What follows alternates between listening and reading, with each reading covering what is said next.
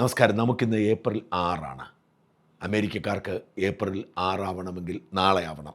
April 6 വൈകുന്നേരം 8 മണിക്ക് ഒരു പ്രത്യേകതയുണ്ട്. അമേരിക്കൻ പ്രസിഡന്റ് ഡൊണാൾഡ് ട്രംപ് ഇറാന് കൊടുത്തിരിക്കുന്ന അന്ത്യശാസനം അവസാനിക്കുന്നത് ഏപ്രിൽ 8 മണിക്കാണ്. എന്ന് വെച്ചാൽ നാളെ രാവിലെ ഇന്ത്യൻ സമയം 8 മണിക്ക് ട്രംപിൻ്റെ അന്ത്യശാസന സമയം അവസാനിക്കും. എന്നാൽ ട്രംപ് ഇന്നലെ ഒരു ഔദാര്യം കൊടുത്തിട്ടുണ്ട്. ഒരു ദിവസം കൂടി നീട്ടിക്കൊടുത്തു. അതായത് ചൊവ്വാഴ്ച രാത്രി 8 മണി വരെ എന്നാക്കി. എന്ന് വെച്ചാൽ ഇന്ത്യൻ സമയം ബുധനാഴ്ച രാവിലെ 8 മണി വരെ. ഇതിനോടകം അമേരിക്കയുമായി ഡീലുണ്ടാക്കിയേ മതിയാവൂ എന്ന് ട്രംപ് ഇന്നലെ പ്രഖ്യാപിച്ചിരിക്കുന്നു. ഇന്നലെ ട്രംപ് തൻ്റെ ട്രൂത്ത് സോഷ്യൽ മീഡിയ അക്കൗണ്ടിൽ ഇട്ട പോസ്റ്റ് ലോകത്തെ ഒരു ഭരണാധികാരിയും ഒരു പൊതുപ്രവർത്തകനും ഒരിക്കലും പരസ്യമായി പറയാത്ത വാക്കുകളാണ്. നമുക്കറിയാം, പരസ്യമായി തെറി വിളിക്കുക എന്നത് മാന്യതയുടെ ലക്ഷണമല്ല. ട്രംപിൻ്റെ മാന്യത അങ്ങനെയാണ് എന്നും നമുക്കറിയാം. അതുകൊണ്ടാണ് ട്രംപ് എല്ലാ തെറിവാക്കുകളും ഉപയോഗിച്ചുകൊണ്ട് തന്നെ അല്പം മുമ്പ് തൻ്റെ ട്രൂത്ത് സോഷ്യൽ മീഡിയയിൽ ഇങ്ങനെ എഴുതി. ഇതുപോലെ മറ്റൊരു സാഹചര്യം വരില്ല എന്ന് പറഞ്ഞിട്ട് അദ്ദേഹം പറഞ്ഞിരിക്കുകയാണ്, ഓപ്പൺ ദ, അടുത്ത വാക്ക് ഞാൻ പറയുന്നില്ല, സ്ട്രെയിറ്റ്. അത് എഫ് വാക്ക് കൂട്ടിയുള്ള സ്ട്രെയിറ്റ് ആണ്. അത് ഈ സായിപ്പന്മാർ കലി പിടിക്കുമ്പോൾ എന്ത് പറഞ്ഞാലും അതിൻ്റെ പിന്നിലൊരു എഫ് വാക്ക് ചേർക്കും. ആ എഫ് വാക്ക് കൂട്ടിയിട്ട് പറഞ്ഞു, ഉടനടി നിങ്ങൾ സ്ട്രെയിറ്റ് തുറക്കുക, അതായത് ഹോർമുസ് കടലെടുക്ക് തുറക്കുക. യു ക്രൈസി, പിന്നെയുള്ള ബി കുട്ടിയുള്ള വാക്കാണ്, അത് ഞാൻ ഉച്ചരിക്കുന്നില്ല. നിങ്ങൾ അങ്ങനെയാണ്, or you will be living in hell, അല്ലെങ്കിൽ നിങ്ങൾ നരകത്തിലായിരിക്കും ജീവിക്കാൻ പോകുന്നത്. Just watch, praise to be Allah. ഇതായിരുന്നു പ്രസിഡന്റ് ട്രംപിൻ്റെ ഇന്ന് അല്പം മുമ്പ് സോഷ്യൽ മീഡിയയിലിട്ട പോസ്റ്റ്. ഇത്ര ആവേശത്തോടു കൂടിയാണ് ട്രംപ് ഈ വിഷയത്തിൽ കൈകാര്യം ചെയ്യുന്നത്. പിന്നോട്ട് മാറുന്നില്ല, തൻ്റെ നിലപാടിൽ ഉറച്ചു നിൽക്കും എന്ന് ട്രംപ് പറയുന്നു. ഏറെ വൈകാതെ തന്നെ ട്രംപ് അമേരിക്കയിലെ ഫോക്സ് ന്യൂസിൻ്റെ ഫോറിൻ ചീഫ് കറസ്പോണ്ടൻറ്റ് ക്രെയിങ്സ്റ്റിനെ ടെലിഫോണിൽ ഒരു അഭിമുഖം കൊടുത്തു.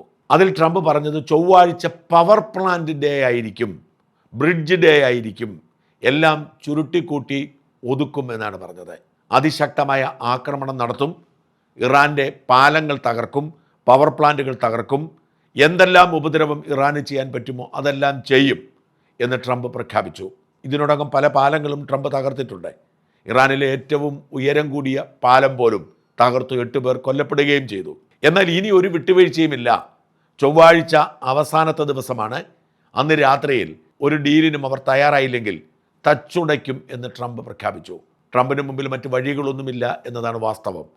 കാരണം ട്രംപ് അനുനയ നീക്കങ്ങൾ മുഴുവൻ നടത്തി, പല നുണകളും പറഞ്ഞു. താനായിരിക്കും ഇറാൻ ഭരിക്കുന്നത് എന്ന് അവകാശപ്പെട്ടു. ഇങ്ങോട്ട് അവർ ഡീലിന് വേണ്ടി കാലിൽ പിടിക്കുകയാണെന്ന് പറഞ്ഞു.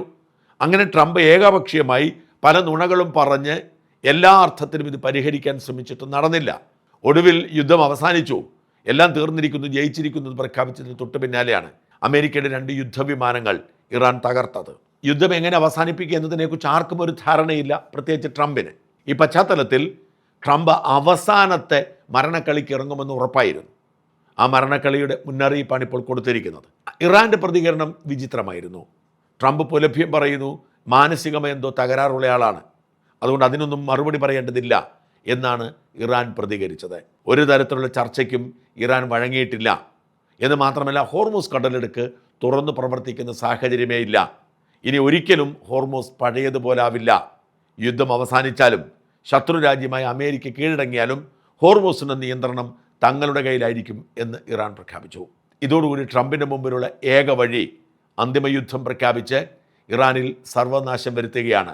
ട്രംപ് പറഞ്ഞിട്ടുണ്ട്, ഞങ്ങൾ പൂർണ്ണമായും ഇല്ലാതാക്കും, സകല പവർ പ്ലാന്റുകളും വാട്ടർ ട്രീറ്റ്മെൻറ്റ് പ്ലാന്റുകളും ഒക്കെ ഞങ്ങൾ തകർക്കും, ഇറാന് ഒന്നും ബാക്കിയുണ്ടാവില്ല, എന്നിട്ട് ഞങ്ങൾ എണ്ണപ്പാടങ്ങൾ പിടിച്ചെടുക്കുമെന്നാണ് ട്രംപിൻ്റെ ഭീഷണി.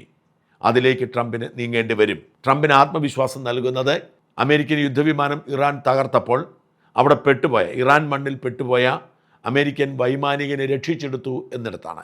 ആ ഓപ്പറേഷൻ്റെ വിശദാംശങ്ങൾ ഇപ്പോൾ പുറത്തു വരുന്നുണ്ട്. അത് ട്രംപിനും അമേരിക്കയ്ക്കും ആത്മവിശ്വാസം നൽകിയിട്ടുണ്ട്. ആലോചിച്ചു നോക്കൂ, അമേരിക്കയുടെ അസാധാരണമായ സുരക്ഷാ ശേഷിയുള്ള ഒരു യുദ്ധവിമാനം തകർന്നു വീഴുകയാണ്. 2 തകർന്നു, ഒരെണ്ണം കുവൈറ്റിലായിരുന്നു, രണ്ടാമത്തേത് ഇറാൻ്റെ ഡ്രോൺ ആക്രമണത്തിൽ തകർന്നു വീഴുന്നു. 2 വൈമാനികരായിരുന്നു ഉണ്ടായിരുന്നത്. ഒരാൾ പൈലറ്റാണ്, മറ്റൊരാൾ ടെക്നിക്കൽ ചുമതലയുള്ള എയർമാനാണ്. പൈലറ്റ് കൃത്യമായി ട്രേസ് ചെയ്യപ്പെട്ടു.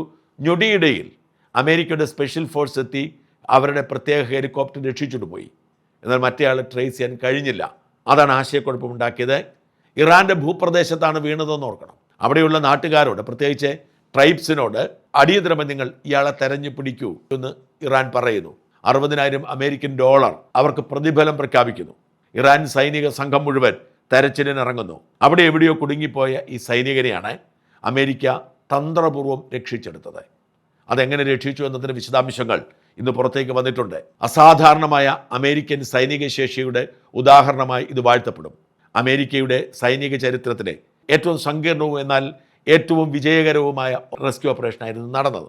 ഈ രക്ഷാപ്രവർത്തനം വിജയിക്കാൻ ഒരുപാട് ഘടകങ്ങൾ തുണയായി. ഒരു തോക്കും ഒരു ബീക്കൺ ലൈറ്റും മാത്രമായാണ് ഈ എയർമാൻ ശത്രുവിൻ്റെ ഭൂപ്രദേശത്തേക്ക് വീഴുന്നത്. വിമാന മിസൈൽ ആക്രമണത്തിൽ തകർന്നപ്പോൾ രക്ഷപ്പെടാനുള്ള സംവിധാനത്തിലൂടെ ചാടിയതാണ് പാരഷൂട്ടിൽ. ആ പാരഷൂട്ടിൽ വന്ന് പതിച്ചത് തെക്കൻ ഇറാനിലെ മലനിരകൾക്കിടയിലായിരുന്നു. എന്നാൽ അതിന് തൊട്ടടുത്ത് തന്നെ വിമാനാവശിഷ്ടങ്ങളും വീണു. അതുകൊണ്ട് എവിടെയാണ് ഈ അപകടം ഉണ്ടായത് എന്ന് അവർക്ക് വ്യക്തമായി. ഇയാൾക്ക് പരിക്ക് പറ്റിയിരുന്നു. വളരെ എളുപ്പത്തിൽ ആ പരിസരം അന്വേഷിച്ച് കണ്ടെത്താൻ എളുപ്പമാണ്. അതുകൊണ്ട് ഈ എയർമാൻ ചെയ്തത് എന്താണെന്നറിയാമോ? അവിടുന്ന് വെച്ച് പിടിപ്പിച്ചു. കാട്ടിലൂടെ മലനിരകളിലൂടെ അല്പം പോലും സമയം കളയാതെ ഓടുകയായിരുന്നു. ഓടിയത് 20 കിലോമീറ്ററാണ്. ഏതാണ്ട് 7000 അടി ഉയരത്തിലേക്ക് പോയി. അതായത് ഒരിക്കലും ട്രേസ് ചെയ്യാൻ കഴിയാത്ത വിധത്തിൽ 20 കിലോമീറ്റർ മാറി 7000 അടി ഉയരത്തിലേക്ക് പോവുകയായിരുന്നു ഈ എയർമാൻ. എന്ന് മാത്രമല്ല, എന്നിട്ട് വളരെ സുരക്ഷിതമായ ഒരിടത്ത് എത്തിക്കുകയും അമേരിക്കൻ സൈന്യത്തിന് കൃത്യസമയത്ത് ഇൻഫർമേഷൻ കൊടുക്കുകയും ചെയ്തു. ആദ്യം തന്നെ കൊടുത്തില്ല. അതുകൊണ്ടാണ് ആശയക്കുഴപ്പമുണ്ടായത്.